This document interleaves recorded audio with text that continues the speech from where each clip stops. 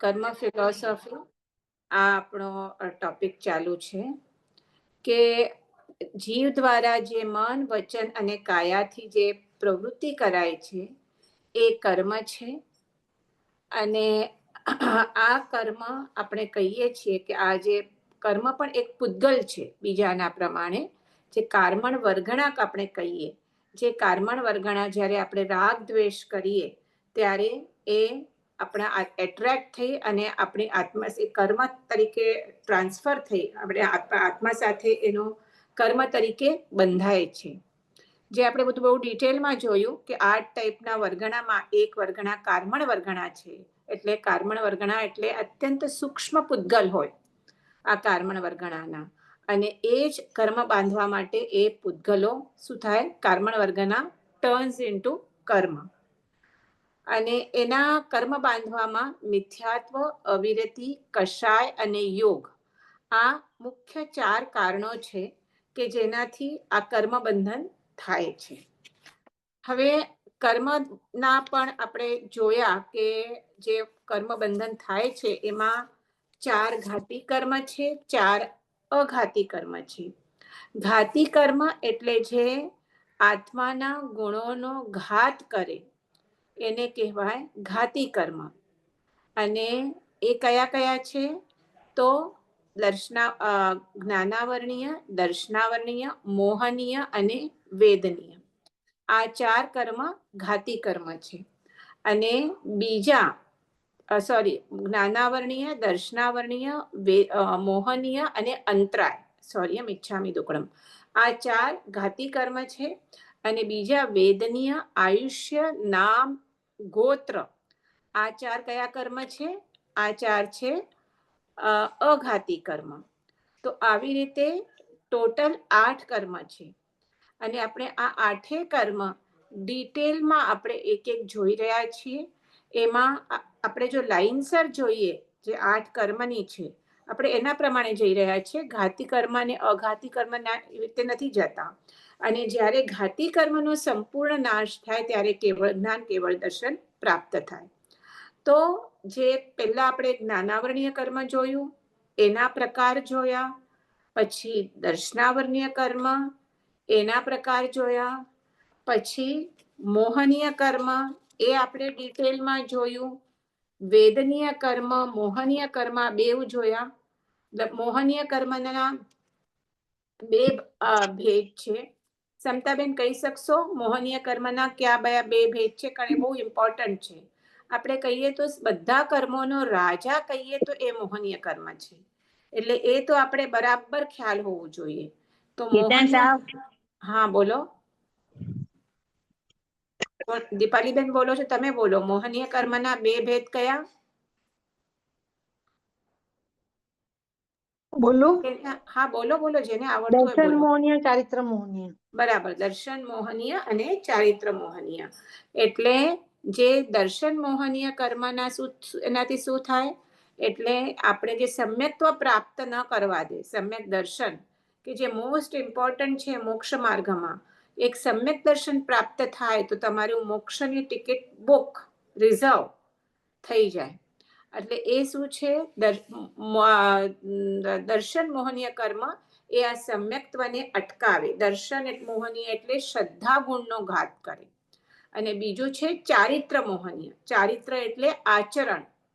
પણ પહેલા એક ભલે દર્શન મોહનીય આપણો ક્ષય થઈ જાય, પણ જ્યાં સુધી ચારિત્ર મોહનીય પણ શેના માટે? આત્માના ચારિત્ર ગુણનો વિઘાતક છે. એટલે આપણને બેઝિકલી શું કરે? ચારિત્ર એટલે આપણે જે ચારિત્ર ગ્રહણ કરીએ, સંયમ ગ્રહણ કરીએ, તો એ ગ્રહણ કરવા ન દે. પણ એના પણ પાછા 2 ભેદ છે ચારિત્ર મોહનીયના, કષાય મોહનીય અને કષાય ચારિત્ર મોહનીય અને નો કષાય ચારિત્ર મોહનીય. કષાય ચારિત્ર મોહનીયના કષાય એટલે કયા કષાય? હવે સમતાબેન તમે બોલો, કષાય કયા છે? નામ બોલો. રાગ દ્વેષ એ તો છે, પણ આપણે એના પાછા ભેદ આપણે 4 કષાય છે ને. દીપાલીબેન તમને ખબર છે? તમે છો દીપાલીબેન લાઈનમાં? ક્લાસમાં છો? સમતાબેન બોલો, તમે જ બોલો. માન, માયા, ક્રોધ, માન, ક્રોધ, માયા માન, અને માયા, લોભ. લોભ. અને એના પાછા ચાર ચાર ભેદ આપણે જોયા. અનંતાનુબંધી કષાય એટલે અનંતાનુબંધી ક્રોધ, પછી અપ્રત્યાખ્યાન વરણ, પછી પ્રત્યાખ્યાન વરણ કષાય અને પછી સંજ્વલન કષાય. એટલે દરેકના આપણે જોઈએ તો દરેકના ચાર ચાર, દરેક કષાય. એક ક્રોધ લઈએ તો અનંતાનુબંધી ક્રોધ, પછી અપ્રત્યાખ્યાન વરણ ક્રોધ, પછી પ્રત્યાખ્યાન વરણ ક્રોધ અને પછી સંજ્વલન ક્રોધ. સૌથી વધારે ડેન્જરસ કયું હોય? અનંતાનુબંધી.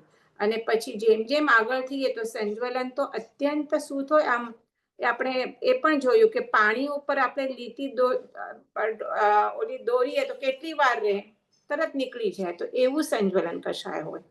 તો એ બધા આપણે, એ તો મેં ખાલી ક્રોધમાં કીધું. પછી આવી રીતે ક્રોધ, માનના ચાર ભેદ, માયાના ચાર ભેદ અને લોભના ચાર ભેદ. તો આ બધાના ટોટલ 16 ભેદ ખાલી કષાય ચારિત્ર મોહનીયના થશે. તો આ બધા તમે લોકોએ પ્રિન્ટ આઉટ કઢાવી કે નહીં? બધા લોકોએ? હા હા, કઢાવી છે. તો જરાક વાંચો તો સારું, તો તમને ખ્યાલ આવશે. નહીં તો પછી કન્ફ્યુઝન લાગે છે કે બરાબર ખ્યાલ આવે છે? સમજાય છે. સમજાય છે, સમજાય છે. સમજાય છે ને? તો આવી રીતે આ આપણે મોહનીય કર્મના 4 ભેદ જોયા, 16 ભેદ. અને મોહનીય કર્મના 2, દર્શન મોહનીય, ચારિત્ર મોહનીય. દર્શન મોહનીયના અને પાછા ચારિત્ર મોહનીયના ઘણા ભેદ છે, એ બધા આપણે જોયા. એમાં કષાય ને નો કષાય મોહનીય પણ થાય. હવે પછી એના પછી આપણે, મને લાગે છે અહીંયા સુધી પતાવ્યું તો આપણે મોહનીય કર્મ. કારણ મોહનીય કર્મ જ આપણું બહુ લાંબુ ચાલે હતું. એટલે હવે આવશે આપણું આયુષ્ય કર્મ. તો અહીંયાથી આપણે આજે સ્ટાર્ટ કરશું. 4 જ પત્યા છે આપણા. તો હવે આયુષ્ય કર્મ એટલે શું? કે જે કર્મના ઉદયથી જીવને નરક, તિર્યંચ, મનુષ્ય અને દેવ આ 4 માંથી એક ગતિનું આયુષ્ય પ્રાપ્ત થાય. 4 ગતિઓ છે, બરાબર છે? બધાની ખબર છે?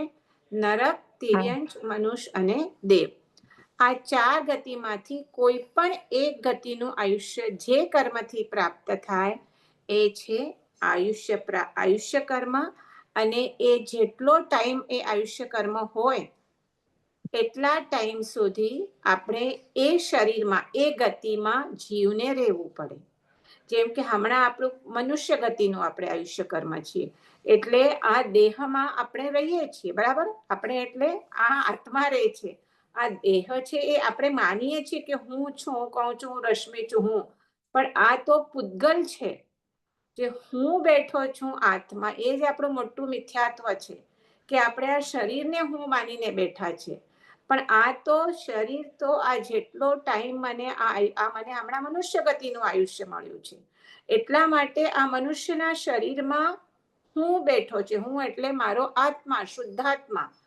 જ્યાં સુધી આયુષ્ય કર્મ હશે ત્યાં સુધી એ હું એટલે કે આત્મા આ શરીરમાં રહેશે. જ્યારે આયુષ્ય કર્મ પતશે ત્યારે એ શરીરથી છૂટો પડી જશે અને બીજા શરીરમાં ચાલ્યો જશે. બીજા ગતિનું જે પણ ગતિ હશે ત્યારે, મનુષ્ય ગતિનું શરીર હશે કે તિર્યંચ ગતિનું હશે કે દેવ ગતિનું હશે, જે પણ. નરક જેવો તો આપણે પ્રાપ્ત કરી નથી રહ્યા કે કોઈ પણ ગતિમાંથી આવી શકે. પણ આપણે જે કહીએ છીએ હમણાં કે આ જે હું, જે આપણો આત્મા છે, એ આ શરીરમાં છે, જે શરીરને જ વ્યાપ્ત છે. અને જ્યારે છૂટો પડે, કે જેને આપણે કહીએ મૃત્યુ થયું. મૃત્યુ થાય એટલે શું? કે આ દેહને છોડી અને એ જીવાત્મા બીજા ગતિના જે એનું શરીર હોય ત્યાં એ જઈને ત્યાં વસે. એ છે મૃત્યુ, બરાબર? આ દેહને છોડે દે, બાકી આત્મા તો રે જ છે, તો અજરામર છે, એને કાંઈ નથી થવાનું. ખ્યાલ આવે છે? તો આ જે કર્મના ઉદયથી જીવને આ 4 ગતિમાંથી કોઈ પણ એક ગતિનું આયુષ્ય પ્રાપ્ત થાય. અને અમુક જે એનો આયુષ્ય, જે કર્મનો સમય હોય, એ હવે નેક્સ્ટ ટાઈમ આપણે બધું એ લેશું, રસબંધ, સ્થિતિબંધ અને બધું, કે કેવી રીતે છે બધું એ. એ જે અમુક જેટલો ટાઈમ તમારો હોય એ પ્રમાણે એ શરીરમાં રહેવું પડે. હવે બીજા બધા કર્મ છે ને એ તમે ચલો હમણાં આપણે કોઈ કર્મ બાંધ્યું તો નોટ નેસેસરી કે આજે ઉદયમાં આવશે કે જ્યાં સુધી મારું આયુષ્ય કર્મ છે એટલે આ ભાવમાં જ ઉદયમાં આવશે કે નેક્સ્ટ ભાવમાં ઉદય આવશે, કાંઈ એની ગેરંટી નથી. એનું જે સત્તા કાળ અબાધા કાળ હોય, અબાધા કાળ એટલે જ્યાં સુધી એ હજી ખાલી બાંધી લે પણ ઉદયમાં ના આવ્યું હોય, બાંધીને રહી દે, પછી જ્યારે એનો ટાઈમ આવે ઉદયનો ત્યારે એ ઉદયમાં આવે. એ પછી નેક્સ્ટ ભાવમાં આવે કે 50 ભાવ પછી પણ આવી શકે. જેમ કે હમણાં સપોઝ શું કહું કે હમણાં મારાથી કઈ હિંસા થઈ ગઈ એટલે અશુભ કર્મ બંધાયું કે કોઈ મેં સારું કર્મ કર્યું, કોઈને હેલ્પ કરી, કોઈને દાન કર્યું કે કોઈને સાધુ સાધ્વીની વૈયાવચ કરી, જે પણ કર્યું શુભ કે અશુભ કર્મ મેં હમણાં બાંધ્યું. આ ભાવમાં પણ ઉદય આવી શકે અને પછી પણ ક્યારે પણ ઉદય આવી શકે. એનું એક નેક્સ્ટમાં આવશે આપણે કેવી રીતે. તો એ જ્યાં સુધી ઉદયમાં નથી આવતું ત્યાં સુધી એને કહેવાય કે એ સત્તામાં છે. સત્તામાં એટલે બાંધેલું પડ્યું છે અને એમાં ચેન્જ પણ કરી શકાય જ્યાં સુધી એ સત્તામાં હોય ત્યાં સુધી. પણ એક વખત હા એને અબાધા કાળ કહેવાય, બરાબર. અને એક વખત એ ઉદયમાં આવી ગયું પછી તમે એને ચેન્જ ન કરી શકો. પણ જ્યાં સુધી એ ઉદયમાં નથી આવ્યું ત્યાં સુધી એનું રસ ને બધું જ ઓછું વધારે થઈ શકે.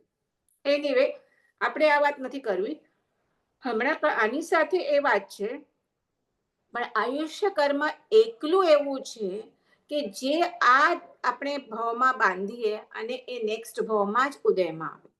કારણ નેક્સ્ટ ગતિ આપણે કોઈક લેવી તો પડે ને. મૃત્યુ થાય એટલે ઇમિડિયેટલી આપણા જૈન શાસ્ત્ર પ્રમાણે હજી તમને ખબર પડે કે ન ખબર પડે કે આ માનુષનું મૃત્યુ થઈ ગયું છે એના પહેલા એ જીવ આપણું એક કહીએ ને 3 કે 4 સમયમાં એ તો બીજી ગતિમાં બીજા શરીરમાં એ જઈને ત્યાં વસી જાય. એટલે એ આયુષ્ય કર્મ જ એવું છે કે એક જ વખત બંધાય આખા લાઈફમાં અને આવતા ભાવમાં જ ઉદયમાં આવે એટલે એક જ ભાવનું આયુષ્ય બંધે. એના નેક્સ્ટ ભાવનું પણ આયુષ્ય ન બંધાય, એક જ ભાવનું બંધાય નેક્સ્ટ ભાવનું અને એ એક જ આખા આમાં એક જ વખત બંધાય. જ્યારે બીજા બધા કર્મો છે 7 કર્મો એ તો તમે દરેક ક્ષણે બાંધતા હો છો, ભોગવતા પણ હો છો અને બાંધતા પણ હો છો. એટલે એ રીતે આ આયુષ્ય કર્મનું એક ઇમ્પોર્ટન્સ સમજવાનું છે. હવે બીજું એવી રીતે છે ક્યારે બંધાય તો એ પણ શાસ્ત્રમાં કીધેલું છે કે તમારું જનરલી તમારું જેટલું આયુષ્ય હોય, આપણે ખબર નથી આપણું આયુષ્ય કેટલું છે, પણ જેટલું આયુષ્ય હોય એનાથી 2/3 વીતી જાય અને 1/3 બાકી હોય ત્યારે એ આયુષ્ય બંધાય. અને સપોઝ 2/3 થઈ ગયું આપણું આયુષ્ય અને નથી બંધાયું તો જે બાકીનો 1/3 જે આયુષ્ય બચેલું એનો પાછો 2/3 ભાગ થાય તો ત્યારે બંધાય. એટલે હું તમને એક્ઝામ્પલ આપીને આપણે સમજીએ. સપોઝ આજે મારું આયુષ્ય 81 વર્ષનું છે, આપણે સપોઝ કરી છે, આપણે ખબર નથી. હવે 81 વર્ષનું 2/3 એટલે કેટલું થયું? ખાસ 81 એટલા માટે લઉં છું કે 27 ના આમાં આવશે ટેબલમાં પાડામાં. 27 દુની 54 અને 27 3 વખત કરીએ તો શું કહેવાય? 72 થશે ને? 81 થાય. 54 વર્ષ 54 એટલે 27 પછી બીજા 27 એટલે 54 અને 27 ત્રીજા 3 વખત કરીએ તો 81 વર્ષ થાય. એટલે 2/3 કેટલું થાય? 54 વર્ષ. 54. એટલે જ્યારે મારું 54 વર્ષ પતી જાય ત્યાં સુધી ના બંધાય, પછી આ ત્યારે બંધાય 54 વર્ષ થાય ત્યારે નેક્સ્ટ ભાવનું આયુષ્ય. હવે જો ત્યારે ના બંધાયું, કંઈ પણ થયું ન બંધાયું તો બાકીના કેટલા? બાકીના 27 વર્ષ બાકી છે મારા. હવે એ 27માં પાછું 2/3 પતી જાય અને 1/3 બાકી હોય ત્યારે આયુષ્ય બંધાય. હવે 27 નો 2/3 એટલે કેટલા થશે? 18. 9 નો ટેબલ આવે છે ને, 9 1 ઝા 9, 9 2 ઝા 18, 9 3 ઝા 27. 27 વર્ષ બાકી છે, એનો 2/3 એટલે કેટલું થયું? 18 વર્ષ બાકી. તમને ખ્યાલ આવે છે કે કન્ફ્યુઝન લાગે છે?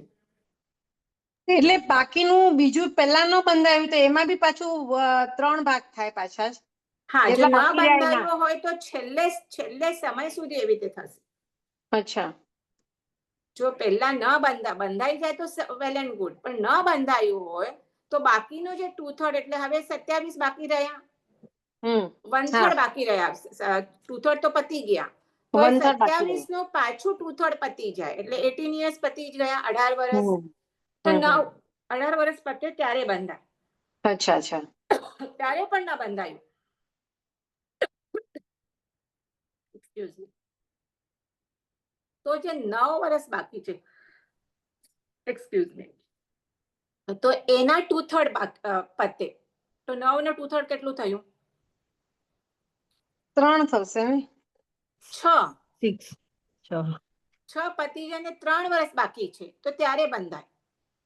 હા બરાબર. ત્યારે પણ ન બંધાયું તો 3 ના 2/3 એટલે 2 વર્ષ જાય અને છેલ્લું 1 વર્ષ બાકી હોય ત્યારે બંધાય. અચ્છા, આટલું લાંબુ ચાલે? ન બંધાય તો પણ છેલ્લે આપણું આયુષ્ય કર્મ પતે એના પહેલા બંધાય જ જાય. અચ્છા. એના વગર મૃત્યુ ન થાય. હા હા. પણ નેક્સ્ટ ભાવમાં ક્યાં જવાનું છે કેવી રીતે ખબર પડે? આ એક જ વખત બંધાય છે, પહેલાનું બંધાયેલું તો છે જ નહીં. આ જ ભાવમાં બંધાશે કે નેક્સ્ટ ભાવમાં કઈ ગતિ થશે. બરાબર. પણ આ જાય આવી રીતે 2/3 ન થાય તો આગળ આવી રીતે જાય. આપણને શેના ખબર માટે? પડી શકે હા, આપણું આયુષ્ય બંધાયું છે કે નહીં એ આપણને સમજ પડી શકે? જ્ઞાની હોય તો એને ખબર પડે, આપણા જેવાને કેવી રીતે ખબર પડે? અચ્છા. આપણા જેટલા અજ્ઞાનીને થોડી ખબર પડે, જ્ઞાની હોય તો ખબર પડે એને. તો હવે જ્યારે આ કોના માટે કીધેલું કે 13 વર્ષ કેમ કીધું લખ્યું છે? હા, હવે આ છે આપણા મનુષ્ય માટે. જ્યારે દેવો અને જે નારકીના જીવો છે એમનો પોતાના ભવના 6 માસ જેટલું આયુષ્ય બાકી હોય ત્યારે એ પરભવનું આયુષ્ય બાંધે છે, એવી રીતે લખેલું છે. જોકે અહીંયા એક ક્વેશ્ચન તો મને પણ આવે છે કે જેમ કે શ્રેણી મહારાજાનો જીવને તો આપણે ખબર છે કે એ પછી હમણાં નારકીમાં છે ને એના પછી આઈ થિંક મનુષ્ય થશે કે ક્યાં, પણ પછી એ તીર્થંકરના જીવ થવાના છે. તો એ કેવી રીતે છે મને ખ્યાલ નથી, પણ આમ જનરલી દેવ અને નારકીના જીવો પોતાના આયુષ્યનું જ્યારે 6 માસ બાકી હોય, કારણ એમના તો આયુષ્ય ખૂબ લાંબા હોય, ઓછામાં ઓછો મિનિમમ કાળ 10,000 વર્ષ અને વધારેમાં વધારે તો 32-33 સાગરોપમ છે. 7મી નારકી જુઓ કે તમે ઉપર ઓલા આપણે કયા કે ગ્રૈવેકના ઉપર જે કયા સર્વાર્થ સિદ્ધિ વિમાન ને જે છે 5 વિમાન, ત્યાં તો 32 ને 33 સાગરોપમના આયુષ્ય છે, ખૂબ લાંબા આયુષ્ય. તો આવી રીતે પરભવનું આયુષ્ય બંધાય છે. સમજ પડી ગઈ? બરાબર. હવે આયુષ્યના 2 પ્રકાર છે, એક છે સોપક્રમ અને બીજું છે નિરૂપક્રમ. સોપક્રમ એટલે સપોઝ આપણું આયુષ્ય 72 વર્ષનું છે, પણ ક્યાં એવું કંઈક થાય તો એ વચમાં તૂટી શકે છે. તો એ કયા કારણથી તૂટી શકે છે એના પણ 7 કારણ આપેલા છે: પાણી, અગ્નિ, વિષ, શસ્ત્ર, અતિહર્ષ, અતિશોક અને ભય. અને આપણે આ ખબર છે, આપણે જોઈએ પણ છે કે પાણી એટલે પૂર વગેરે આવતું હશે કે પાણીમાં તણાઈ જાય. એવી જ રીતે અગ્નિથી કે તમે એટલે એનું આયુષ્ય વધારે હોઈ શકે, પણ એવા કંઈ સર્કમસ્ટન્સીસ થાય છે કે અગ્નિમાં એ બળી જાય છે, કે ક્યારેક કોઈ સુસાઇડ કરીને પણ ઘણે જતા થતા હોય તો સુસાઇડ એનું આયુષ્ય તો હતું હશે હજી, પણ એ પોતે ઘણી વખત બળીને આપણે સાંભળતો હોય કે પેલાના જમાનામાં સતી ચિતા ઉપર આફ્ટર એના હસબન્ડ એક્સપાયર થઈ ગયા મૃત્યુ પામે તો એ લોકો એની પત્નીઓ સતી થતી હતી, તો અહીંયા આપણે કહી શકીએ કે અગ્નિથી વિષ કોઈ આપે, એ પણ આપણે હિસ્ટ્રીમાં આપણે જોઈએ કે આને વિષ આપીને કોઈ મારી ગયું. શસ્ત્રથી અતિ હર્ષ અને અતિ શોક ભય, તો એનાથી આ તૂટી શકે છે. અને બીજું આયુષ્ય છે નિરૂપક્રમ. નિરૂપક્રમ એટલે જેટલું આયુષ્ય બાંધેલું હોય એટલું પૂરેપૂરું ભોગવે, એ વચ્ચે તૂટે નહીં. તો એ કોનું હોય એવી રીતે? તો શલાકા પુરુષ. શલાકા પુરુષ ખ્યાલ છે ને? ચાલે કરીએ.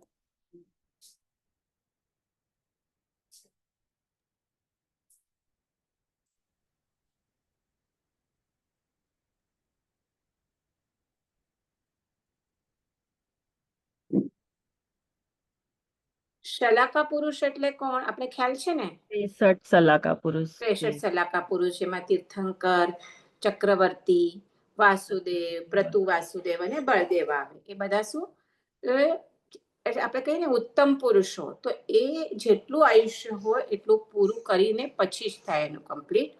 પછી તે જ ભવે મોક્ષે જનારા જીવો. હમણાં નથી, પણ ચતુર્થ કાળમાં હોય. પછી યુગલિક મનુષ્ય. યુગલિક મનુષ્ય ક્યારે હોય? કેશો? યુગલિક પહેલા આરામાં હોય ને? પહેલા આરામાં. ખાલી પહેલા આરામાં હોય? પહેલો, બીજો અને ત્રીજો અંત સુધી. અંત હા. હા, ચોથાનો એટલે શરૂઆત, હા. વચમાં સુધી. તો એમનું પણ, અને તિર્યંચ દેવતા અને નારકી. નારકીનું પણ વચમાં આયુષ્ય તૂટે નહીં. હવે આ મને તિર્યંચ દેવતા શું છે? મનુષ્ય, યુગલિક મનુષ્ય અને તિર્યંચ, સોરી એવી રીતે હશે. મનુષ્ય એટલે તિર્યંચ કેવી રીતે યુગલિક મને નથી ખબર, કદાચ મારી મિસ્ટેક થઈ હશે. પણ દેવતા અને નારકી એ લોકોનું પણ આયુષ્ય નિરૂપક્રમ જ હોય છે. આ જે સોપક્રમ તૂટનારું હોય છે ને, મેન તો મનુષ્યની હોય છે.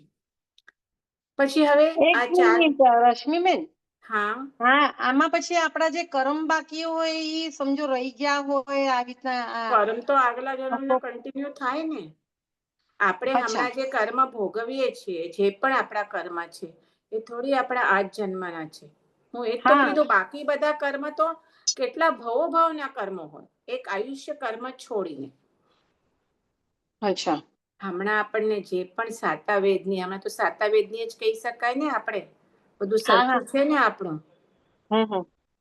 તો એ આપણું જો પહેલા જે પણ આપણે આટલા વર્ષોથી આપણે જે પણ આપણું હોય એ પ્રમાણે આ કર્મ હોય ને. એટલે કર્મ તો કઈ તમારા કન્ટિન્યુ થાય, એ કઈ અને આયુષ્ય સાથે કર્મ સાથે એ તો કમ્પ્લીટ થાય જ નહીં. તો આપણું મોક્ષ થઈ જાય. એમ નહીં, એક કર્મ થાય, ક્વેશ્ચન. અચાનક આપણું મૃત્યુ થાય, હા સમજો, તો પછી હા, આપણા જે આ ભાવના જે કર્મ બાકી હોય એ પછી કેરી ફોરવર્ડ થઈ જાય. રાઈટ. નહીં, કર્મ ભલે થાય, પણ આપણું આયુષ્ય આજે મનુષ્ય ભાવ મળ્યું છે. મનુષ્ય ભાવનું આયુષ્ય કર્મ બાંધ્યું છે. એટલે આપણું મનુષ્યનું 80 વર્ષનું કર્મ બાકી છે. અને 60 યર્સમાં કંઈક આવું થયું ને આપણે તો 20 વર્ષનું મનુષ્યનું આયુષ્ય બાકી છે. તો પાછું મનુષ્યનો જ ભાવ મળે? એ ના ના ના ના, એ છે ને પછી છેલ્લે તમારા એ આવે છે તમારા એટલા એવી રીતે શ્વાસોશ્વાસ શું તમારા ઓલા, એટલે એકચ્યુઅલી આપણે વર્ષ પ્રમાણે કહીએ છીએ, પણ એકચ્યુઅલી તમારું હા, શ્વાસોશ્વાસ પ્રમાણે શ્વાસ. ગણતરી થાય, હા, વર્ષ પ્રમાણે ન થાય. અને બીજા કશા પ્રમાણે તો એ છેલ્લે તમારું એટલું ભોગવાઈ જાય. એટલે જલ્દી ફાસ્ટ ભોગવાઈ હા, જાય એ જલ્દી રીતે. ફાસ્ટ ભોગવાઈ જાય, એટલે બાકી ના રહે Okay. તમારું. પણ જે થવાવાળું હોય મનુષ્ય, દેવતા અને નારકીનું તો જેટલું હોય એટલું એમને ભોગવવું જ પડે. એ લોકોને તો આખો વખત નારકીમાં તો બિચારા મરતા જ હોય. એમને તો એમ થાય કે જલ્દી થતું હોય તો એમને તો વધારે સારું થાય ને, સોપક્રમ હોય એમને તો. પણ એમને કમ્પ્લીટ ભોગવવું પડે છે ને. જે મનુષ્યમાં જે થાય છે એ છેલ્લે એમના એટલા ફાસ્ટ એટલું એ કર્મ ખલાસ થઈ જાય. તો મનુષ્યની જે તિર્યંચના જે જનાવરો એ લોકોને બી એવી રીતના હોઈ શકે? એ મને ચોક્કસ નથી ખબર તિર્યંચનું શું છે, પણ તિર્યંચનું પણ મારા ખ્યાલ તમને સોપક્રમ જ હોવું જોઈએ. એનું પણ નિરૂપક્રમ આઈ મીન હશે જ સોપક્રમ એમનું પણ તિર્યંચનું જ. ચોક્કસ નથી ખબર મને, ક્યાંક મને જોવું પડશે. ચલો તો હવે આપણે જોઈએ નરક આયુષ્ય કેવી રીતે બંધાય. તો બહુ જે આરમ સમારંભ કરે, કસાઈ ખાના, પંચેન્દ્રિયની ઘાત કરવા વાળા, રૌદ્ર ધ્યાન વાળા. રૌદ્ર ધ્યાન એટલે આપણે જોશું હવે નેક્સ્ટ ટાઈમ તો જે કર્મ કન્ટિન્યુ થશે એના પછી કદાચ આપણે ધ્યાન લેશું. તો જે 4 પ્રકારના ધ્યાન છે એમાં 2 શુભ ધ્યાન અને 2 અશુભ ધ્યાન. તો અશુભ ધ્યાનમાં રૌદ્ર ધ્યાન સૌથી વધારે ખરાબ. જ્યાં ટેરરિસ્ટ હોય બધા એમને શું હોય, રૌદ્ર ધ્યાન હોય. કેટલું એકદમ આપણે કહીએ ને કેટલું ઇન્ટેન્સિટીથી બહુ જ ગુસ્સો આવે કે બહુ જે બધું બહુ જ કશાય હોય એટલે ભયંકર કશાય હોય. તો એ બધા શું છે, ધન ઉપર બહુ મૂર્છા હોય. એટલે કશાયમાં લોભ પણ કશાય છે. મેં મમ્મણ શેઠની વાર્તા કીધેલી, તમને યાદ હોય તો. યાદ છે? હા હા લાસ્ટ ટાઈમ બરાબર. તો આપણે એને આ ધન કરી ઉપર હતી. એને કેટલી મૂર્છા હોય છે કે આટલું ધન હોવા છતાં એ હજી ઓલા એક બળદના એક સિંગાળને રત્નવાળું કરવા માટે એ કેવી રીતે રહેતો હોય છે, આટલી બધી મૂર્છા. તો એ હમણાં ક્યાં છે, નરકમાં છે. એટલે ખાલી હિંસા નહીં, તમે કોઈ પણ કશાય જો એક્સ્ટ્રીમ કરો, બહુ જ સેવો, તો એ શું થાય, તમને નરક આયુષ્ય બંધાય. એટલે એ એક નરક આયુષ્યનું છે. પછી છે તિર્યંચય. તિર્યંચય આયુષ્ય પણ એટલે આવી રીતે, હવે ભલે તમારું કશાય એટલા તીવ્ર ન હોય કે તમે નરક આયુષ્ય બાંધો, પણ જો તમારા હૃદયમાં કપટ હોય, માયા હોય, આ માયા તમને તિર્યંચમાં લઈ જાય.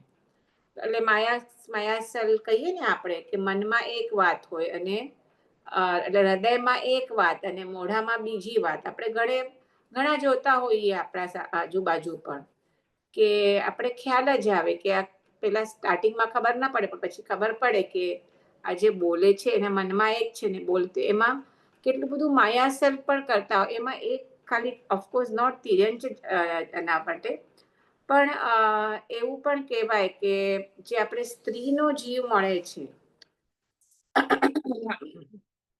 પુરુષ અને સ્ત્રીમાં, મનુષ્ય ગતિમાં ક્યારે પણ જ્યારે આપણું ઓછું પુણ્ય હોય ત્યારે આપણને સ્ત્રી ગતિ મળે.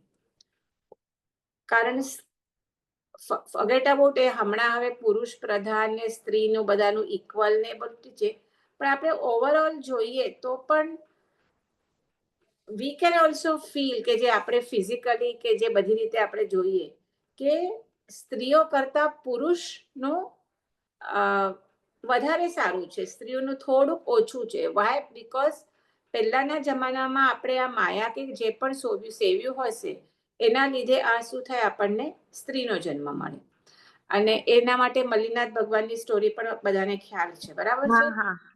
મલ્લીનાથ ભગવાનનું હા, કે કેમ એમને સ્ત્રીનો, ભલે એ તપશ્ચર્યા કરતા હતા, પણ જે એના મનમાં હતું કે હું બીજા મારા જે મિત્રો કરને ન જાણ્યા વગર મને વધારે સારું મળે એ ભાવથી, માયા ભાવથી તપશ્ચર્યા કરી. તો ભલે તીર્થંકર નામ કર્મ બંધાયું છે, સૌથી ઉત્તમ શુભ પુણ્ય પ્રકૃતિ, પણ તો પણ બીકોઝ ઓફ માયા એમને સ્ત્રી જન્મ. This is exceptional case. Digambar તો એ માનતા પણ નથી, પણ જે 10 અક્ષરા કહેવાય એમાં એક અક્ષરો કે આ કાળચક્રમાં છે, અવસરપીણી કાળમાં, કે તીર્થંકર ભગવાન શું થયું, સ્ત્રી મળ્યું. તો દરેક કશાય તમને ફળ તો મળે, તમે જે પણ કરો. તો અહીંયા વધારે તમે આવા માયા કપટ વગેરે કરો તો શું થાય, તિર્યંચનો ભર મળે. એટલે એવા જીવ તિર્યંચ આયુષ્ય બાંધે. બાકી તો બીજી હિંસા ને બધું તો છે જ. પછી મનુષ્ય આયુષ્ય. જેણે પોતાના જીવનમાં રાગ દ્વેષ કશાયને પાતળા કર્યા હોય, સરળ સ્વભાવી હોય, જીવનમાં દાન ધર્મની રુચિ હોય, તેવા જીવ મનુષ્ય આયુષ્ય બાંધે છે. કે જેમને આપણે કહીએ, જે આપણે કહીએ સરળ પ્રકૃતિના છે. તો જેટલી તમારી સરળ પ્રકૃતિ હોય, ધર્મની રુચિ હોય, દાન વગેરે સારું તમે બધા કરતા હો, બીજાને હેલ્પફુલ હો, તો શું થાય છે, એ મનુષ્ય આયુષ્ય બાંધે છે. પછી દેવ આયુષ્ય. દેવ આયુષ્ય કોને હોય કે એક તો સમ્યક દર્શન પ્રાપ્ત થાય તો નિયમથી એ દેવ આયુષ્ય થાય. અને જે પંચ મહાવ્રત ગ્રહણ કરે, જે સંયમ ગ્રહણ કરે, એ પણ શું થાય, એ દેવગતિમાં જાય. પછી દેવગતિમાં પણ ઓફકોર્સ દેર આર વેરિએશન. દેવગતિમાં પણ ઉચ્ચ દેવગતિ, મિડલ દેવગતિ, થોડીક લો દેવગતિ, એવી રીતે બધું છે. એ પછી તમે તમારું જેવું તમારી સાધના અને જે પણ તમે હોય એના પ્રમાણે તમને દેવગતિ મળે. કારણ દેવગતિમાં પણ એટલે બેઝિકલી દેવ, ગુરુ અને ધર્મ પર પૂરી શ્રદ્ધા હોય એવા જીવ દેવ આયુષ્ય બાંધે છે. પણ દેવ આયુષ્ય પણ એવું નથી કે આપણે લાગે કે દેવ આયુષ્ય, ત્યાં પણ બધું આ જે આપણા મનુષ્ય ગતિમાં જે હોય છે, ઈર્ષ્યા, દ્વેષ, એ ત્યાં બહુ જ હોય છે. અને સૌથી મેન તો કે દેવ ગતિ તમને પ્રાપ્ત થાય તો તમે કાંઈ પણ તમારી ધર્મ કરણી ન કરી શકો. એ સૌથી એનું આપણે કહીએ ને એક વીક પોઈન્ટ છે. એ બધાને ખ્યાલ છે, રાઈટ? કે દેવ ગતિમાં જે આપણે મનુષ્ય, તે સૌથી ઉત્તમ ગતિ આપણે મનુષ્ય ગતિ જ કહીએ. કે મોક્ષ માટે જે પણ આપણે કલ્યાણકારી ક્રિયા કરવાની છે એ તમે ક્યારે કરી શકો? મનુષ્યમાં જ કરી શકો. સૌથી ઉત્તમ કે સંયમ ગ્રહણ કરવાનું. અને એ સંયમ ચારિત્ર તમે ન ગ્રહણ કરી શકો તો એટલીસ્ટ દેશવૃત્તિ થોડુંક પણ તમે જે વ્રત ગ્રહણ કરી શકો, તો એ એક નવકાશી જેટલું વ્રત પણ, જોવ્યા તો નહીં, નવકાશી જેટલું વ્રત પણ દેવગતિમાં લઈ નથી શકાતું. પણ બેઝિકલી જેણે પંચ મહાવ્રત ધારણ કર્યા હોય, સમ્યક દર્શન પ્રાપ્ત કરેલું હોય, તો એ શું થાય? દેવગતિમાં જાય. તો એવી રીતે આપણે આ આયુષ્ય કર્મ કમ્પ્લીટ કર્યું. એમાં આપણે 4 પ્રકારના આયુષ્ય, ચારે ચાર આપણે જોઈ લીધા. આજે બધા લેટ કેમ જોઈન થાવ છો? તો આ મારું આયુષ્ય કર્મ એક પતી ગયું. હવે બાકીના 3 કર્મ છે એના ઉપર આવીએ છીએ. બીજું છે નામ કર્મ, છઠ્ઠું કર્મ. બરાબર? આપણા કેટલા પત્યા? 5 પત્યા. હવે છઠ્ઠું છે નામ કર્મ. નામ કર્મ એટલે આપણને જે આ રૂપ મળ્યું છે, આપણે બેઝિકલી આપણું જે આખું શરીર, બોડી જે મળ્યું,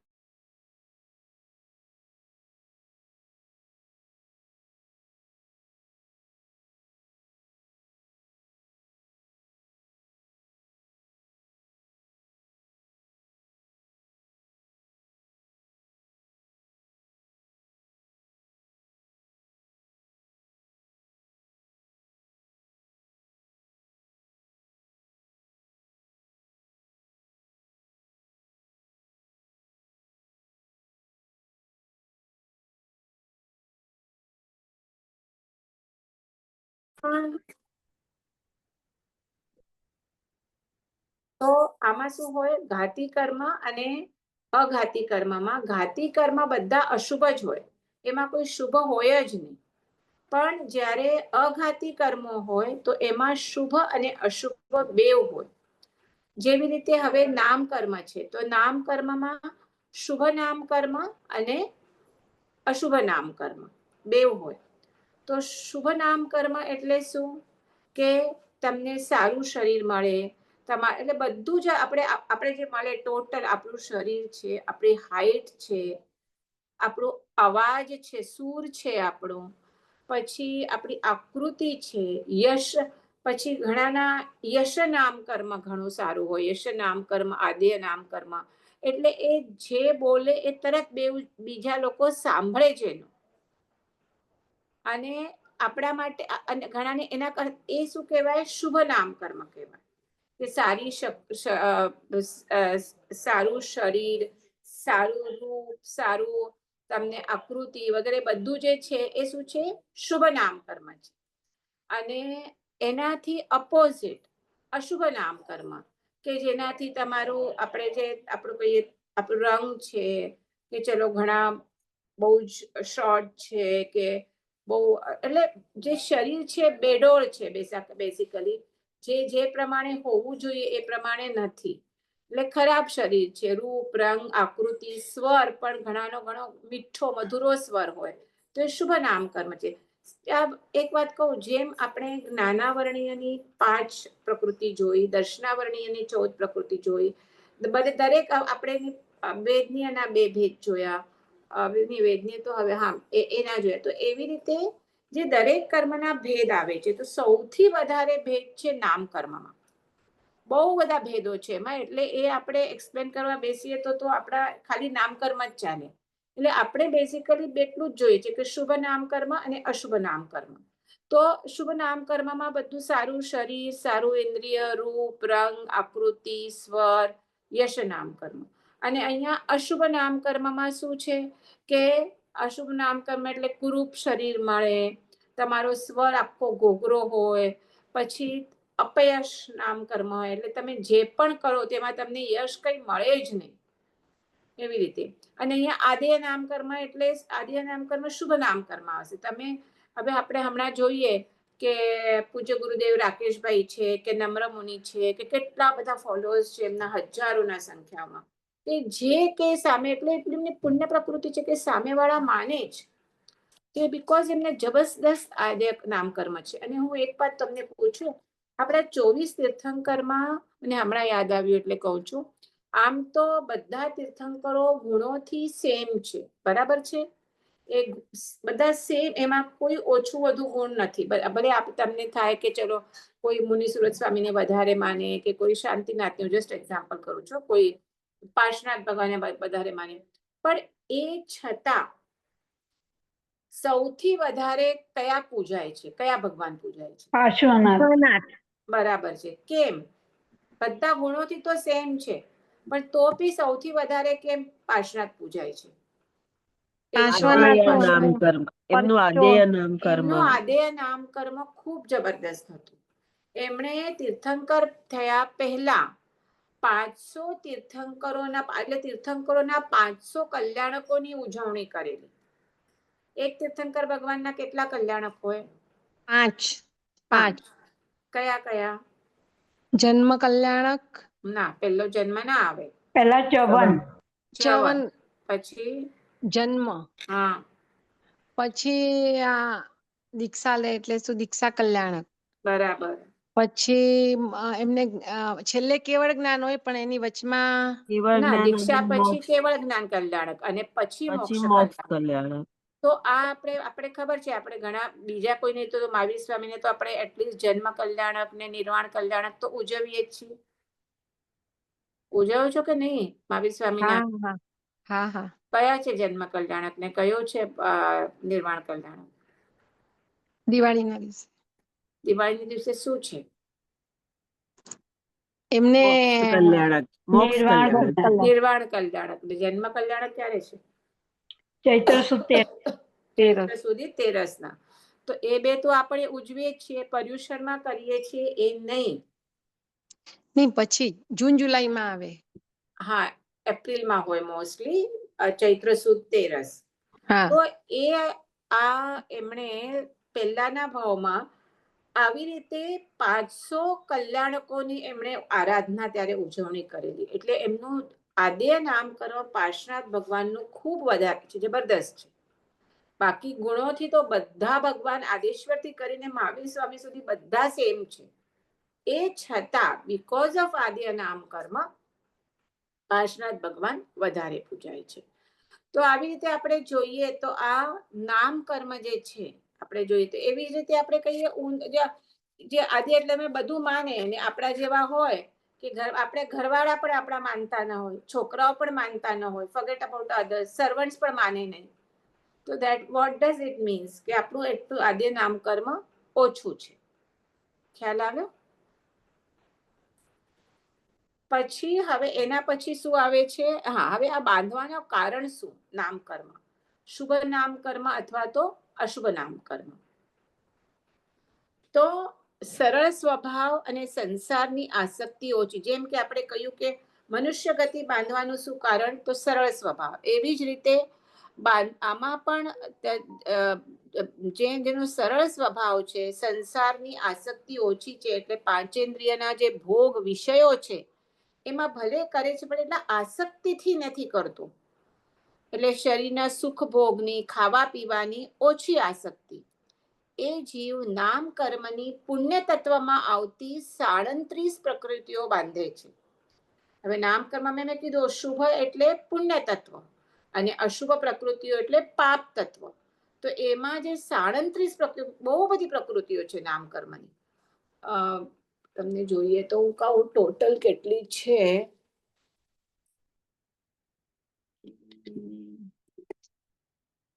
નામકર્મની પ્રકૃતિઓ એટલી બધી છે ને, એટલે મેં કીધું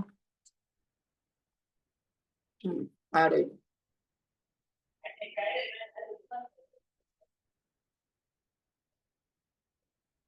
એમાં પણ છે નામકર્મ, એના પણ અલગ અલગ ભેદ. ઘણામાં 67 ભેદ બતાવ્યા છે, ઘણામાં 93 બતાવ્યા છે, ઘણામાં 42 ભેદ બતાવ્યા છે. એટલે અલગ અલગ પ્રમાણે બતાવેલા છે આમાં આ શું ભેદ. તો બેઝિકલી એ જે પુણ્ય તત્વની પ્રકૃતિ હોય તો શું આવું સરળ સ્વભાવ, પાંચેન્દ્રિયના ભોગોની આસક્તિ ઓછી, એ બધી શું છે પુણ્ય તત્વમાં આવતી 37 પ્રકૃતિ. જ્યારે વક્ર સ્વભાવ વાળો જીવ હોય, આખો વખત ખાવા પીવાનો ઇન્ટરેસ્ટ, એટલે આપણે ઘણાને કેટલું બધું ઇન્ટરેસ્ટ હોય, પછી શરીર બહુ જ પોતાના શરીર પર પણ બહુ મમત્વ હોય, પંચેન્દ્રિય ભોગોમાં ખૂબ લાલસા હોય, તો એ શું કરે, જે પાપ તત્વની 34 પ્રકૃતિઓ છે નામકર્મની, એ બાંધે છે. તો આવી રીતે આ થયું નામકર્મ. હવે 7મું કર્મ છે ગોત્ર કર્મ. પાછું ગોત્ર કર્મ કયો છે, ઘાતી કે અઘાતી? અઘાતી નહીં. અઘાતી કર્મ, બરાબર. અઘાતી કર્મ છે એટલે પાછું શુભ ગોત્ર અને અશુભ ભેદ. કારણ અઘાતીના બેવ ભેદ છે, શુભ અને અશુભ બેવ છે. તો જે કર્મતા ઉદયથી એ પેલા ગોત્ર કર્મ એટલે ઉચ્ચ કુળ કે નીચ કુળમાં જન્મ લે. ગોત્ર કુળનું કોઈ બહુ ડિફિકલ્ટ નથી. તો જે કર્મના ઉદયથી ઉચ્ચ કુળમાં જન્મ ધારણ કરે એ શું છે, ઉચ્ચ ગોત્ર કર્મ છે. અને જેના ઉદયથી નીચ કુળમાં જન્મ થાય, એમાં હલકી જાતિ પ્રાપ્ત થાય, એ અશુભ ગોત્ર કર્મ છે. તો હવે અશુભ એટલે હલકી જાતિ એટલે આપણે કહીએ કસાઈ છે કે મચ્છી મારનાર છે, કે આ બધી શું છે આપણે હલકી જાતિ કહીએ, કે જેનાથી પાછા પાપ બંધ થયા જ કરે. અને જ્યારે એટલે આપણે યુ કેન અન્ડરસ્ટેન્ડ ઉચ્ચ ગોત્ર અને નીચ ગોત્ર. તો આ ગોત્ર કર્મ આમાં કઈ બહુ સમજાવવાળું છે નહીં. હવે ગોત્ર કર્મ બાંધવાના કારણો એ આપણે જોઈએ કે ક્યારે ઉચ્ચ ગોત્ર બાંધે, તો તમને ઉચ્ચ ગોત્ર મળ્યું છે તો તમે એનો અભિમાન કરો, તમે એનો ઘમંડ કરો, એનાથી તમે નેક્સ્ટ જન્મમાં નીચ ગોત્ર બાંધો. એ મરીચીની કથા આવશે અહીંયા આપણે જોઈએ.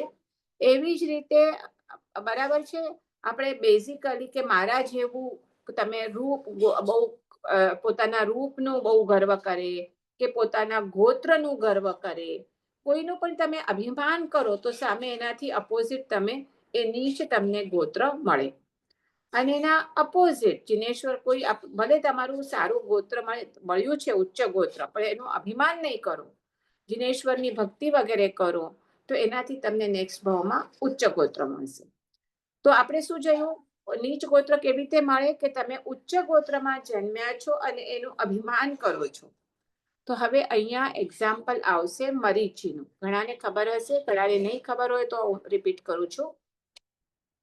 મરીચી એટલે મહાવીર સ્વામીના જે 27 ભાવ કહીએ તો એમાં ત્રીજો ભાવ હતો મરીચીનો. મરીચી એટલે ઋષભદેવ ભગવાનનો ગ્રેન્ડસન. તો જ્યારે ઋષભદેવ ભગવાને દીક્ષા લીધી ત્યારે એમની સાથે બીજા ઘણા લોકોએ દીક્ષા લીધી. પણ થાય એવું છે, જનરલી તીર્થંકર પરમાત્મા જે થવાના હોય એ દીક્ષા લીધા પછી પ્રાયઃ મૌનમાં હોય. અને ત્યારે આપણને ખબર છે કે એ ઋષભદેવ વોઝ આ કાળચક્રમાં ફર્સ્ટ દીક્ષા લેનારા સાધુ હતા. બરાબર છે, પહેલા રાજા હતા, પહેલા તીર્થંકર થયા, પહેલા સાધુ મુનિ લીધું. એટલે લોકોને સાધુને ગોચરી શું આપવી એ ખબર નહોતી. એટલે એ ગોચરી માટે જાય, પણ લોકોને ખબર ના હોય કે શું આપવું, હીરા માણેક એવું બધું આપે, પણ કોઈ ફૂડ ના આપે. એમને પોતાની દીકરીઓ આપે લગ્ન કરવા માટે, તો કોઈ એ ગ્રહણ ન કરે ને આગળ જાય. હવે એ તો પોતે આવી રીતે એમને 1 વર્ષ સુધી આપણને ખબર છે કે આ એનો અનાજ એટલે ગોચરી મળી નહીં, ને પછી શ્રેયાસ કુમારના હાથે પારણું થાય વગેરે. પણ એમની સાથે જે બીજા દીક્ષા લીધા હતી એ લોકો અકળાઈ જાય છે કે ખાવાનું શું, એટલે એ આટલું જે સ્ટ્રિક્ટ જે જૈન સાધુના નિયમ છે પાળી નથી શકતા. તો ઘણા જણા તાપસ વગેરે થઈ જાય છે કે હવે પાછું તો ન જવાય, એક વખત સાધુ થયા પછી પાછું કેવી રીતે જવાય. તો એ ઘણા જણા વનમાં જઈ અને તાપસ થાય છે. અને તાપસ આપણે ખબર છે ત્યાંના ફળ ફૂલ જે પણ કંદમૂળ વગેરે હોય એ ખાઈ અને પોતાનો નિર્વાહ કરે, થોડી ઘણી તપસ્યા કરે. તો આવી રીતે મરીચી પણ એ એટલે જે એક્ઝેક્ટ જે પંચ મહાવ્રત ધારણ એવું નહીં, પણ થોડુંક એનાથી નીચું એવી રીતે આપણે કહીએ તો સંયમ નથી, પણ પાછું સંસારમાં પણ નથી જતો. હવે એવી પછી તો ભગવાનને આ શ્રેયાસમાં પાલન કરે છે ને પછી તો બધાને ખબર પડે છે કે શું શું હવે કરવાનું, અને પ્રભુ પણ કેવળ જ્ઞાન પામે છે. હવે એની પાસે એ પોતે પણ જે મરીચી જીવ હોય છે એ એમનું ગ્રેન્ડસન હોય છે. તો એની પાસે જ્યારે કોઈ લોકો આવે કે ભાઈ અમને બોધ આપો કે જે પણ અમને દીક્ષા, તો એ બોધ આપે, પણ જ્યારે એ કે મને દીક્ષા લેવી છે, સંયમ ગ્રહણ કરવું છે, તો એ પોતે સંયમ ના આપે કે તમે આદેશ્વર ભગવાન પાસે જાઓ, ત્યાં સાચો ધર્મ છે, એ તમને દીક્ષા આપશે. એટલે જેટલા જણા એની પાસે આવે સંયમ લેવા માટે, તો એ પોતે કોઈ દિવસ દીક્ષા ના આપે, પણ શું થાય એમને આપે. હવે એકચ્યુઅલી મને હું અહીંયા આ સ્ટોરી અહીંયા કટ કરું છું, કારણ મને જે પોઈન્ટ કહું છે આમાં નથી. હવે એક વખત એવું થાય છે કે ભરત મહારાજા જાય છે આદેશ્વર ભગવાન પાસે, ત્યારે એમને કેવળ જ્ઞાન થઈ ગયું હોય છે, અને પૂછે છે કે અહીંયા આપના સમવસરણમાં બીજો કોઈ એવો જીવ છે કે તીર્થંકરનો જીવ છે? તો કે હા, તારો પુત્ર મરીચી છે, એ જ આ 24માં છેલ્લો તીર્થંકર થવાના છે, મહાવીર કરીને વર્ધમાન. તો ભરત મહારાજ કહે છે અચ્છા. અને જ્યાં એ આ મરીચી જ્યાં જે વનમાં વગેરે રહેતા હોય છે ત્યાં જઈ અને એને વંદન કરે છે, અને પછી કહે છે કે હું તમારા આ ત્રિદંડી વેશને વંદન નથી કરતો. ત્રિદંડી એટલે એ તાપસ એટલે એક દંડ રાખે અને બધું, એને ત્રિદંડી કહેવાતા એ લોકો જે ફળ ફૂલ વગેરે ખાય ને થોડી ઘણી તપસ્યા કરતા છે, કે હું એને વંદન નથી કરતો, પણ હું તમે આ 24માં એટલે છેલ્લા તીર્થંકર થવાના છો એમને હું વંદન કરું છું. તો આપણે કરીએ ને, આપણે અનાગત 24ને વંદન કરીએ ને, તો એવી રીતે. તો મરીચિયા સાંભળીને બહુ ખુશ થાય છે કે ઓહો હો, કે હું કેટલો ભાગ્યશાળી, મારું કુળ કેટલું ઊંચું, કે મારા દાદા એ પ્રથમ તીર્થંકર, મારા પિતા પ્રથમ ચક્રવર્તી. ભરત ચક્રવર્તી હોય છે ને, જે 12 અવસર પીઢી કાળમાં જે 12 ચક્રવર્તી થયા એમાં સૌથી પ્રથમ ચક્રવર્તી કોણ? ભરત ચક્રવર્તી. અને હું પોતે અંતિમ તીર્થંકર. તો એમ કરી અને એ પોતાના કુળનું મદ કરે છે, અને ત્યાં એ નીચ ગોત્ર બાંધે છે. કોણ? આ મરીચી. અને એટલે અને એટલે એને આ જે દેવાનંદા બ્રાહ્મણીના કુખમાં રહેવું પડે છે 82 દિવસ સુધી, બીકોઝ ઓફ એ કર્મ ત્યારે ઉદયમાં આવે છે, એટલા ભવો પછી. એટલે આપણે તો અહીંયા એ જોવાનું છે કે ઉચ્ચ ગોત્ર કર્મ ક્યારે બંધાય અને નીચ ગોત્ર કર્મ ક્યારે બંધાય, કે તમને ઉચ્ચ ગોત્ર પ્રાપ્ત થયું છે અને એ ગોત્રનો તમે મદ કરો છો, તો ત્યારે તમે શું? નીચ ગોત્ર બાંધો છો. હવે છેલ્લું છે અંતરાય કર્મ.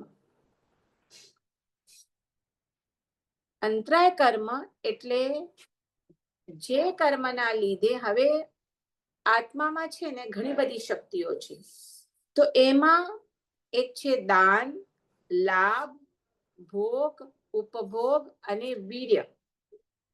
તો જે કર્મથી આ 5 શક્તિઓનો ઘાત થાય એને અંતરાય કર્મ કહેવાય. અંતરાય કર્મ કયો છે? ઘાતી કે અઘાતી? આત્માને દેહને ઘાત કરે છે.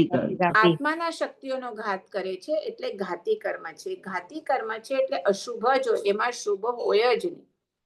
એટલે જે કર્મના લીધે એમની જે પણ આત્માની શક્તિઓ છે એમાં ઘાત થાય, કેવી રીતે આપણે જોઈએ. 5 મેં શક્તિઓ કીધી: દાન, લાભ, ભોગ, ઉપભોગ અને છેલ્લું કયું કીધું? વીર્ય. આ 5 શક્તિઓનો ઘાત થાય. તો સૌથી પહેલું કયું છે? દાનાંતરાય.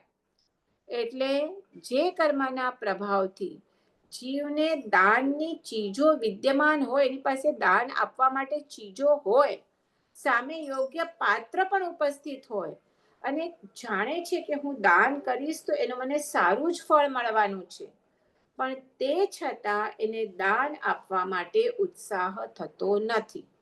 ઘણા જણ હોય, પ્રોપરલી વેલ ટુ ડુ હોય, એકદમ સારા હોય, એમની સામે ઘણા હેલ્પ માંગવા વાળા પણ આવતા હોય, પણ એને મન જ ના થાય કે હું દાન આપું. તો આ શું છે? તમે દાનને અંતરાય થાય છે. બેસિકલી અંતરાય કર્મ, અંતરાય એટલે વિઘ્ન, કે તમે કોઈ પણ તમે ચીજ કરો અને એમાં જે વિઘ્ન આવે, શું કામ? આપણે કહીએ ને અંતરાય કર્મ છે. અને એના આ 5, ફોર એક્ઝામ્પલ, તમે સરસ આજે મૂવીની ટિકિટ કઢાવી છે, બરાબર છે, સરસ મૂવી છે અને તમારું ફાઇન પ્રોગ્રામ થઈ ગયું છે અને તમે તૈયાર થઈને બેઠા છો અને નીકળ્યા પણ ખરા તમે, અને સપોઝ રસ્તામાં તમને તમારા ગાડીને એક્સિડન્ટ થયો કે તમને ચલો રિક્ષામાં તમને રિક્ષા જ નહીં મળી, કાંઈ પણ થયું અને તમે એ મૂવી જોવા સુધી ટાઈમસર ન પહોંચી શક્યા, તો એ તમને વચમાં વિઘ્ન નડ્યું, અંતરાય નડ્યું, તો એને અંતરાય કર્મ કહેવાય, જેના આ 5 અલગ અલગ ભેદ છે. દાનાંતરાય, પછી ભોગાંતરાય, પછી શું કીધું? લાભાંતરાય, ભોગાંતરાય, પછી ઉપભોગાંતરાય અને વીર્યાંતરાય. આ 5 એના અંતરાય કર્મના ભેદ છે. તો પહેલું આપણે જોયું, અને અહીંયા આપણે, હવે હું એ સ્ટોરી નથી કહેતી, પણ જેને ખ્યાલ હોય, શ્રેણિક રાજા અને એની જે દાસી હોય છે, એ મહાવીર ભગવાન કહે છે ને શ્રેણિક રાજાને કે તમને જો તમારું નરક આયુષ્ય તોડવું, એ બહુ જ જીદ કરે છે કે તમે એ દાસીના હાથે તમે દાન અપાવો. તો એમાં શું છે કે હું અપાવું, પણ એ દાસીને એટલું જબરદસ્ત દાનાંતરાય કર્મ હોય કે કોઈને એને મન જ ના થાય દાન આપવાનું, પણ રાજાનો હુકમ છે એટલે આપવું જ પડે. એટલે આપતી જાય, પણ બોલતી જાય કે આ દાન હું નથી આપતી, આ રાજા આપે છે, હું માત્ર આપવાનું કામ કરું છું, બીકોઝ ઓફ ધીસ દાનાંતરાય કર્મ. પછી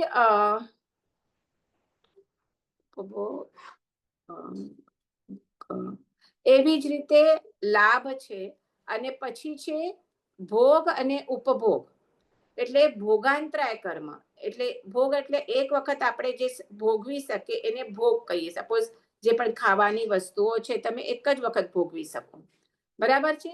તો આપણી પાસે ઘણું વૈભવ છે, ઘણો પૈસો છે, ભોગની વસ્તુ પણ હાજર છે, પણ આપણે ખાવાની ઈચ્છા પણ છે, પણ ભોગાંતરાય કર્મ હોય કે એવું આપણે કોઈ રોગનો આપણે ઉદય હોય, તો સામે સપોઝ ડાયાબિટીસ, આપણે કોમન એક્ઝામ્પલ લઈએ, ઘણું સારી મીઠાઈને તમે શોખીન છો પણ તમે નથી ખાઈ શકતા, કારણ તમને આ ભોગાંતરાય કર્મનો ઉદય છે. અને એવી જ રીતે ઉપભોગાંતરાય કર્મ, કે ઉપભોગાંતરાય કર્મ એટલે તમે જે વધારે વખત તમે યુઝ કરી શકો, કપડાં છે કે ગાડી છે કે એ છે, તો એવું કંઈ થાય કે તમને છે તમારી પાસે, પણ તોય તમે એ વસ્તુનો ઉપભોગ નથી કરી શકતા. પછી વીર્યાંતરાય કર્મ. વીર્ય એટલે સામર્થ્ય, બરાબર છે, શક્તિ. કે આ વીર્યાંતરાય કર્મના ઉદયથી શું થાય? તમને એટલી શક્તિ ઓછી છે એટલે નિર્બળતા છે.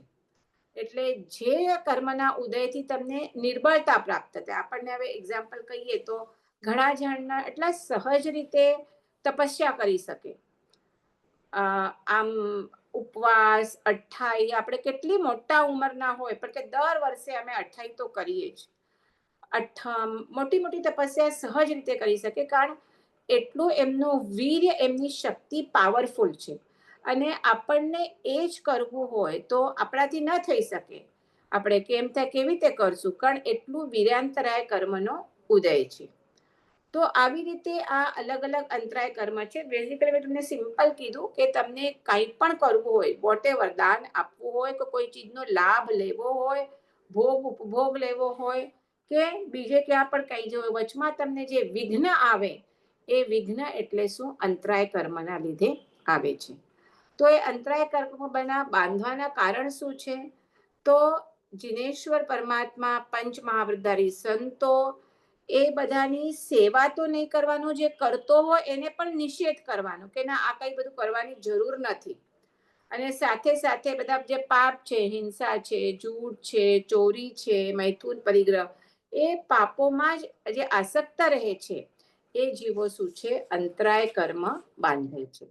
એટલે કોઈને પણ તમે કંઈક કરવા માટે તમે જો અટકાવો, સારું કર્મ કરતા તમે એને અટકાવો, તો તમે આપણે કહીએ ને, આપણે અંતરાય કર્મ નથી, આપણે અંતરાય નથી થવું. એમ કોઈ સારું કામ કરતું હોય તો શું થાય? એ તો આપણે લોજિકલી પણ આપણે સમજી શકીએ કે કોઈને તમે સારું કર્મ કરતા અટકાવો તો તમે શું થાય? એ અંતરાય કર્મ બાંધો. અને એના અપોઝિટ જે જિનેશ્વર પરમાત્માની, સાધુ સંતોની સેવા કરે, એમની ભક્તિ કરે, એવી જ રીતે કોઈ હિંસા વગેરે થતો હોય તો એ અટકાવે, નિષેધ કરે કે ના, આ કામ કરવા જેવું નથી, જે ન કરવા જેવું કામ હોય તો એ શું કરે? એ અંતરાય કર્મ બાંધેલા હોય તો પણ એ તોડી શકે. પણ મેં પહેલા કીધું એવી રીતે કર્મ જ્યાં સુધી ઉદયમાં નથી આવ્યા, સત્તામાં છે, ત્યાં સુધી તમે એ કર્મ ઓછા કે વધુ કરી શકો. કર્મ ઓછા પણ કરી, એની જે હવે આપણે આગળ આવશે રસ, અનુબંધ ને બધું, એ એકચ્યુઅલી મારા નોટ્સમાં એ સૌથી પહેલું છે, પણ મેં નથી લીધું પેલું પ્રકૃતિ બંધ એટલે જે આપણે કર્મ બાંધીએ છીએ તો એના પ્રકૃતિ બંધ, સ્થિતિ બંધ, રસ બંધ, પ્રદેશ બંધ. સ્થિતિ એટલે કેટલા ટાઈમ સુધી એ કર્મ તમારા આત્મામાં રહેશે, એને સ્થિતિ બંધ કહેવાય. પ્રકૃતિ બંધ એટલે જે કર્મ બાંધ્યા પછી કયો એનો સ્વભાવ થશે, એને પ્રકૃતિ બંધ કહેવાય. તો એ બધામાં પણ ફેરફાર થઈ શકે. એમાં પણ પાછા 10 પ્રકાર છે, એ મેં નથી લીધા, બહુ બધું થઈ જશે. કે તમે, તમને શોર્ટમાં સમજાવી દઉં. તમે કોઈ કર્મ બાંધ્યું છે, સારું કે ખરાબ, તો સપોઝ હવે તમે દાન આપ્યું, આમ જે ઓલું છે ને, મમ્મણ શેઠનું એક્ઝામ્પલ, એનું પૂર્વભાવમાં આવું જ કંઈક આવે છે કે તમે દાન આપ્યું, બહુ સારા ભાવથી દાન આપ્યું અને સારું પુણ્ય કર્મ તમે ઉપાર્જન કર્યું, બરાબર છે, પુણ્ય કર્મ બંધાયું. પછી ઘરે ગયા અને તમને તમારા વાઈફને કે આપણા હસબન્ડ કે છોકરાઓ કોઈ કીધું કે આ શું કર્યું, આટલું બધું દાન આપવાની શું જરૂર હતું, એને કઈ જરૂર જ નથી, આટલું બધું કઈ થોડી અપાય. અને તમને પણ થયું હા સાચી વાત છે, શું કામ મેં આપ્યું, અને તમે અફસોસ કર્યો. તો શું થયું? એ જે અફસોસ કર્યો તમે, તે તમે પુણ્ય કર્મ બાંધ્યું છે, એમાંથી તમારું ઘણું ઓછું થઈ ગયું. અને એના અપોઝિટ તમે કોઈ સારું કામ કર્યું અને પછી તમે જાતે જે અનુમોદના કરી કે હા મેં બહુ જ સારું કર્યું, મેં આ કર્યું, કરવા જેવું જ હતું, તો એમાં તમે વધારે પણ થઈ શકો. એવી જ રીતે તમારું જે પાપ કર્મ છે, તો એમાં પણ તમે સંયમ, તપ વગેરેથી જે તમારા પાપ કર્મ વગેરે બાંધેલા હોય તો એમાં ઓછા પણ થઈ શકે. તપને કે ને નિર્જરા, આ તો આપણું જે નિર્જરામાં આપણે અકામ નિર્જરા ને સકામ નિર્જરા જોઈ હતી. અકામ નિર્જરા એટલે કર્મનું ક્ષય થવું, બરાબર? તો એ ક્ષણે ક્ષણે નિર્જરા તો થતી જ હોય છે. તો એ તો શું છે? અકામ નિર્જરા છે, આપણે જે કર્મ બાંધ્યા છે ને ભોગવતા જાય છે. પણ ઘણી વખત એવું થાય, તમારું તમે જે તપ, સંયમ વગેરે કરો છો, એનાથી તમારું જેટલું બાંધેલું કર્મ હોય એના કરતા એની ઇન્ટેન્સિટી, જે આપણે નેક્સ્ટ ટાઈમ જોઈશું, રસ બંધ વગેરે, ઘણું ઓછું થઈ જાય. ફોર એક્ઝામ્પલ, સપોઝ તમારો એક્સિડન્ટ થવાનો હોય, એવો કંઈક કર્મ બંધ હોય, અને તમને જસ્ટ ઓલી રિક્ષા તમારાથી, રિક્ષાનો એક્સિડન્ટ થવાનો હોય, એમાં તમારા હાથ પગ તૂટવાના હોય, ફ્રેક્ચર થવાનું હોય, ને તમે એવું કંઈ આપણું તપ સંયમ કરવાથી એ કર્મ જો ઓછું થઈ જાય તો જસ્ટ તમને લાગીને તમે થોડું ઘણું તમને હલકું શું કંઈક લાગે અને પતી જાય. ખ્યાલ આવે છે? એટલે જે વધારે ઇન્ટેન્સિટી થવાનું હોય એ શું થઈ જાય? ઓછું થઈ જાય. પણ એ કોને થાય? એ જે એમાં પણ જો નિકાચિત કર્મો બાંધેલા હોય તો એમાં ફરક ના પડે.